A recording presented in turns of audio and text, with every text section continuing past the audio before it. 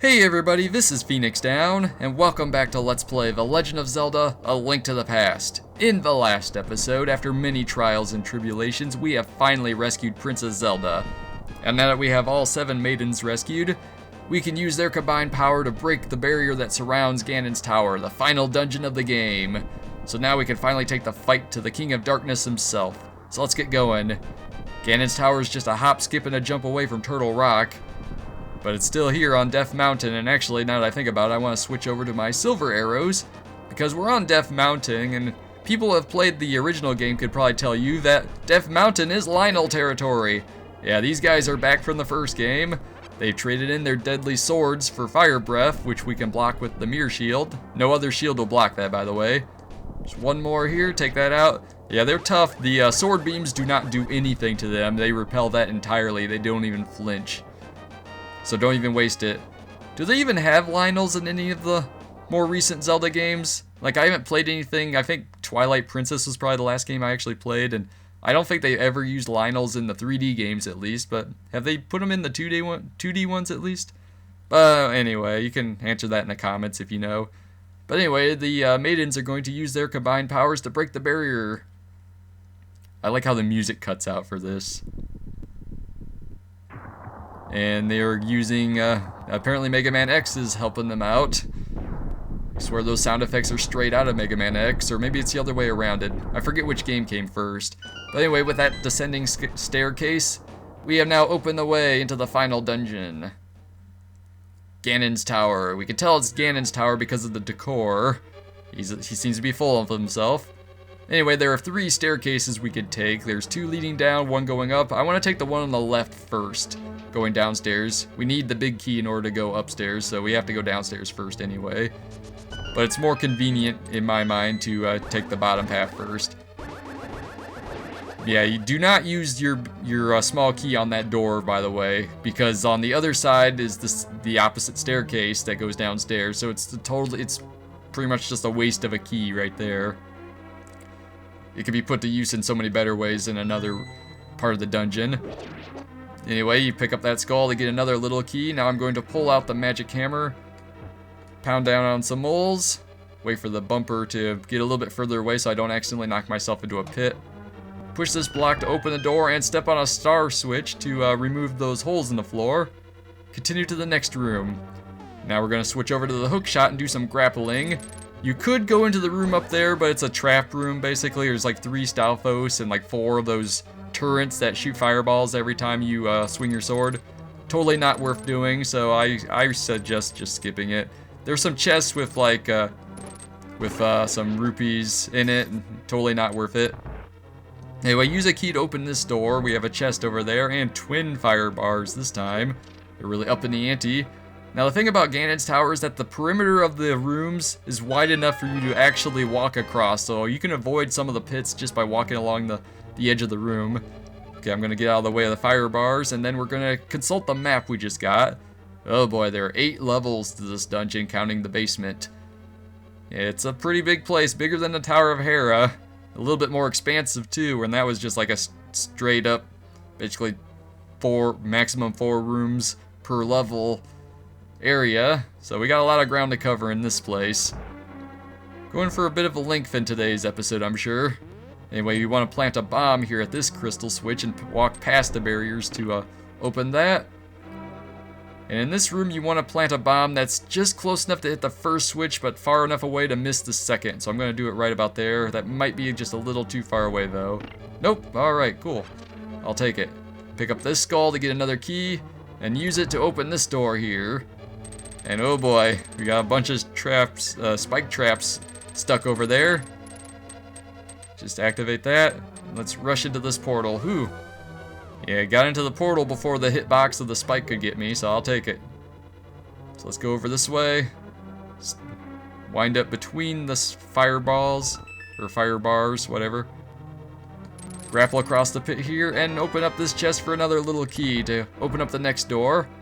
And now we have a warp tile maze. We're going to be cycling through this room and a nearby room, back and forth as we kind of work our way through. And you know what? Why not? I'll blast a hole in this wall. I'll show this room off since it's not such a big deal.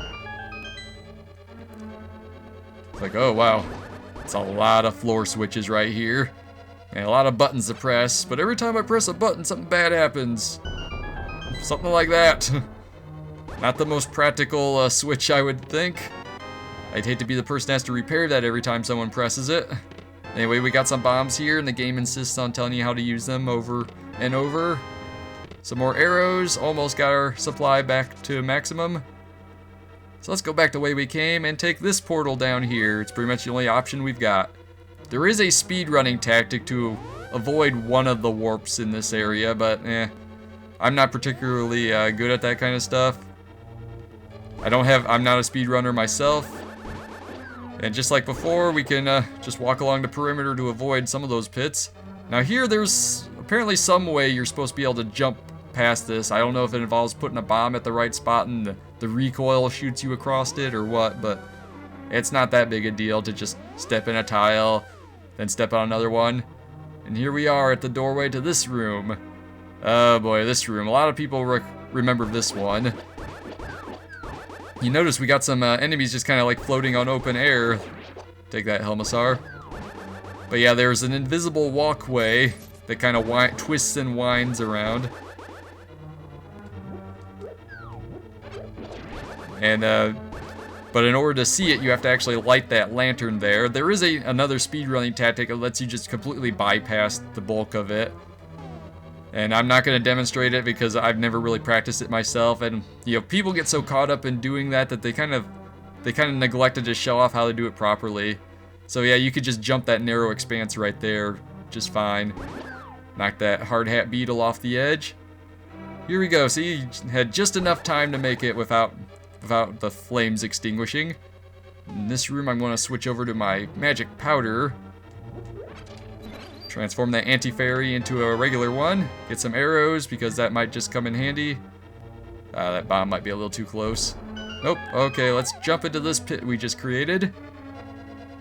Oh wow, and it's time for a mini-boss battle against the Armos Knights from the first dungeon, the Eastern Palace. But now that we have the silver arrows, they're pretty much nothing. So just blast away at them. Last one just charge right at you and you just finished the job. And for our trouble defeating the first boss of the game, we get the big key, the master key of the dungeon. And we also get some more arrows and some more bombs, so all our capacity has been maxed out. So let's go down this way. We're going to jump through this door here. Yeah, adding the ice physics to that fight, you know, that was a nice touch. I don't really need to go in this room, but I figured I'd show it. There's some fairies over here if you need them. My bottles are full, my health is full, so I'm good. So let's go back up to floor 1. Yeah, that's pretty much the entire extent of the first basement. But anyway, I want to get to the big chest here, open it up, and we get the red mail. Just like in the first game when you got the red ring in the last dungeon. Now we got the red mail. This negates about 3/4 of the damage you would normally take from enemies hitting you. So that's nice, it changes your appearance. I kind of like the blue mail look better, but the red's pretty cool too. If we go straight up, we're back pretty much where we started. So let's go back up to floor number 2. And take the opposite staircase because we didn't get the compass yet. I figured I may as well do that. You could just go straight upstairs and just finish the rest of the dungeon. It really wouldn't make a difference. Anyway, these chests are just arrows and bombs again. We don't need that. But we do need the Cana Samaria if we want to open up that door there. It's a pressure switch. You have to actually be standing on it to make it active. And I am just going to skip right through here because there's a floor master in that room, and the floor tiles will attack you. If you stay in that room until the tiles are done, you know, the last one's been used up, and you destroy the floor master, a chest will appear with another key in it. So since I didn't waste my key on that one door, I was able to skip it without a problem. That's basically what my plan for that. But yeah, speaking of floor masters, they're in this room as well. I want to make sure I clear the path. I want to set up a clear route to take, because I need to light up 4 of these lanterns to open up the door I need to take. So light this one up, follow the spikes, light that up, and light this one, and go through here before it's too late. Alright, we made it. And we got more Gibdos. Refilled our MP. I'll take it. I don't think there's any more floor masters in this room anyway. I don't think it's the last we've seen of them. Come on. Yeah, the downside of using the I waited too long. The downside of using sword beams is that, come on, Link. This is why I have so many bombs. There we go. Okay, but now I have to do that a second time. Okay, that'll do it. There we go. Sorry, I got caught in the moment there. This USB controller of mine doesn't like... It has a delay on inputs, unfortunately, at times. You know, if I were playing this on the Super Nintendo or even like the Wii Virtual Console, it would be a lot smoother. But alright, let's take out those hard hat beetles. Let's start collecting some treasure. We got some arrows, some more rupees, and in this chest, we get the compass, and we also triggered some holes in the floor. But we know how the compass works, and I'm sure we can guess that the boss would probably be on the top floor of this dungeon. So here we are in this room. Gonna walk over this way. Let's trigger these star-shaped floor buttons. Blast the Bari. And let's just continue on. Okay, now we want to switch over to the Kana Burna. So let's go down this way. Do that. Alright, it's good because that stretch there will collapse on you. So let's go over this way, and if we pull this switch or this statue out of the way here, that'll reveal that star platform, or star button, I should say. That'll open up a path to this warp tile here. And we have some invisible floors, but it's literally a straight shot, so we don't have to worry about that. And since we're back in this room, I'm just going to use the magic mirror and warp to the dungeon entrance. Because we've already seen that area, there's no point in rehashing that whole area again. So now the time has come to go upstairs for the rest of the dungeon. This is a bit more straightforward, thankfully, for the most part. Do have an anti-fairy. I'm going to switch over to my magic powder real quick to deal with. There we go. Didn't really need that yet, but figured why not. Where's the harm in that? Take that, Goria. And we got red ones that are impervious to nuts. Come on, you. There we go. Alright. Sorry, I got lost in a moment again. But now that that's been taken care of, we're all good. Let's go this way. Hit the switch. Hit the switch again, and I'm stuck. Yeah, that happens every now and then. Get caught in the right spot, those switches will pin you in place. What I want to do, you don't really have to do this, but I figured it might come in handy. If you push these statues in the right spot, you can pin the spike traps in place to make it easier. Ah, crap. I did that wrong. Maybe that wasn't the best course of action after all. Alright, here we go. This is what you're supposed to do. Let's...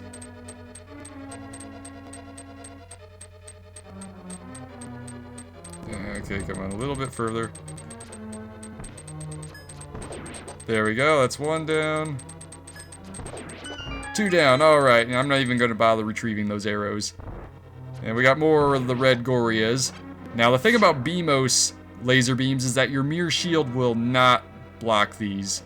So don't think for a second that you're in the clear. And yeah, they're impervious to everything except for arrows. There we go. All right. Ah, nuts. Stupid BMOs. All right, there we go. I'll take that heart. But anyway, here's the point where you need the big key to progress. Open that door. And we have this area over here. Gonna jump into the pit. Flip the switch. Took a hit, unfortunately. We got Igors. Yeah, get out of my way. This is going south all of a sudden. It's doing so well at the first part of this area. But anyway, we got a switch underneath that skull. If we, no, that didn't work out so well. Okay, that's better. Yeah, if you trigger it just right, you can get those spike traps stuck on the opposite side of the barriers. So there we go. Let's go through this door now. And we got some cannons. Let's just dodge these. Now, I kind of need it. There we go. Ooh, did it on my first try. I kept screwing that up in my practice run, but yeah, if you use the Pegasus shoes to bounce across this gap here, it puts you in a position where you can open up this wall here, where you get some fairies. And you can also recover your magic power too. The rest of those skulls, I don't think they have really anything. Use the hook shot to get back across, and let's go to the next floor. Which floor is this floor? This floor number 4. 4 on the floor. Forget what these guys are called, like Zazix or something like that. Anyway, take out the red Stalfos to open up this door.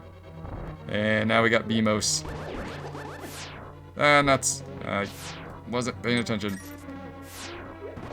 Got caught up just trying to follow the action on the conveyor belts. And we got these blue guys. Always a pleasure. Ooh, that was close. Stop shooting at me, Beamos. Stop firing your lasers at me. I missed. Alright, there we go. Now, unfortunately, this room, I think I'm just going to cheese it and just do Bombos because the conveyor belts and the ice physics combined. If you get really lucky, you can nail it like right off the bat. But unfortunately, I'm not always that fortunate, which is kind of an oxymoron thing to say. I'm gonna cheese it a second time. This room's even worse than the previous one. Even though there's only 2 enemies to take care of, it's still a pain because we got this face block that's shooting fireballs at you. Got the Beamos, just dash past this guy. If you're fast enough, he won't trigger. And now it's time for another mini-boss against Lamola. We haven't seen this guy since the Desert Palace. Alright, it only takes 2 hits from your golden sword to take him out. There we go. Just watch out for the fireball shooting face thing. Nuts, come on. Alright, just 1 more hit to finish this guy. Nah, too slow that time. It's like those fireballs are just shooting just off center, like it's deliberately expecting me to position myself, and it's like aiming just slightly to the left or to the right of me so I miss. But anyway, we cleared our second mini-boss of the dungeon. We defeated Lamola. Got 1 heart back, I'll take that. So let's go to floor number 5. Okay, here we're going to switch over to the Ether spell. Wait for the Wizard Robes to fully manifest. We can see the layout below us. And I'm not even going to bother with that heart. It would be nice, but I don't need it. And we got some laser eyes. I'm going to dash across and hope for the best. Cool, cool. Alright. Got some more Wiz Robes. I'm going to cast Ether again and just wipe them out. Easiest way to do it. Take that. Let's go to the next floor. Okay, this time I'm going to dash across again and hope for the best. Alright, good. If they're facing you just right, they'll stab you with that spear even though you're charging, so you gotta be careful on that. This room. Okay, this room bites. I'm not a fan of this room. What I'm going to do is I'm going to preemptively remove all of these skulls before I even start, just to make things easier for me. Because I have to light all 4 of these lanterns in order to progress. And then I'm going to have to circle around this fire bar, to properly get to all of the lanterns. So, boom, boom, down. Here we go. Dash, and dash. Alright, there we go. And we've got some laser eyes. Ouch. Nuts. Well, I got my heart back at least. And I got my magic back. So let's charge up my sword, just so I can block it. Go upstairs here, and we gotta light some more lanterns here. That was too slow. Yeah, I'm usually a little too slow on that one. Helmasaur. And you couldn't really see it, but he dropped a small key. And those chests, I think those are just arrows and bombs again. So it's not even worth opening at this point. So now we have to throw a bomb onto that conveyor belt to open that wall. And I was expecting that trap to move, but he didn't. But thankfully we have an anti-fairy to deal with here. So I will pull out my magic powder and recover most of my health, not quite all of it. In this chest, we get another little key. Come on. I got stuck between the blocks. Alright, let's go use that key. And it's time for mini-boss number 3, the rematch against Moldorm. Now, if you use a spin attack against him, it only takes 2 shots, and he will not go into his, like, super aggressive, really fast attack script. So, alright, we defeated Moldorm. And in doing so, will cause a treasure chest to appear that we can use the hook shot to grapple across. And get some more rupees that we don't need. But there's gotta be something in the treasure chest if they're gonna make something appear, right? Push these blocks, and let's continue on to the next room. This one. This room's not too fun, but if you... Alright, there we go. Hey, that worked pretty smoothly, actually. Alright, just dash across the center. You can repel the Helmasaurs. And here we are. The boss room. It's time for a boss battle against the King of Darkness Wait, what? Ganon, what are you doing here? Ho ho ho! It's great that you could come all the way here, Phoenix. I'm very happy to see you again, but you'd better believe that we will not have a third meeting. Prepare to meet your doom. It's been so long since I did the fight with Ganon, I don't even remember how I did his voice. But anyway, Ganon, he splits into 3 this time. You have his real form and his shadow, his 2 shadows. He tries to confuse you by positioning himself in different areas. It can be kind of tricky, and he will, while his shadows will always do the same attacks, he will change it up and sometimes do like those blue blasts as well. And I think he also does the lightning attack as well. Take that. Yeah, I can afford to take a couple hits with him. Alright, there we go. I think that was about 4 hits. I forget how many it actually takes to defeat him, but... yeah, they kind of got me stuck in a corner that time. Take that. Alright. Yeah, he's usually easier in this battle, actually. I missed all 3? Jeez. But, there, here we go. This'll finish it. Alright. We defeated Ganon once and for all. Take that. Oh, what the? Ganon! At last. Wait, come back here. Where are you going? What's your fixation with bats? Okay, let's play the flute. Why not? Oh, hey, our bird friend's here. What are you doing in the Dark World? Oh, here comes Ganon returning to the pyramid at the center of the Dark World, where he smashes through the ceiling. And now the hero arrives on the scene. And next time on Let's Play The Legend of Zelda: A Link to the Past, we're gonna jump into this hole and have our final showdown with Ganon, the King of Darkness himself. Between episodes, I'm going to go and heal up, and I'm gonna turn like one of these little monsters into ice and smash him with a hammer to get a green magic jar to fill up my MP. But next time, we're going to finish the game. It's going to be the finale of Let's Play The Legend of Zelda: A Link to the Past. So I hope you guys are looking forward to it. So this has been Phoenix Down, and I will see you guys next time.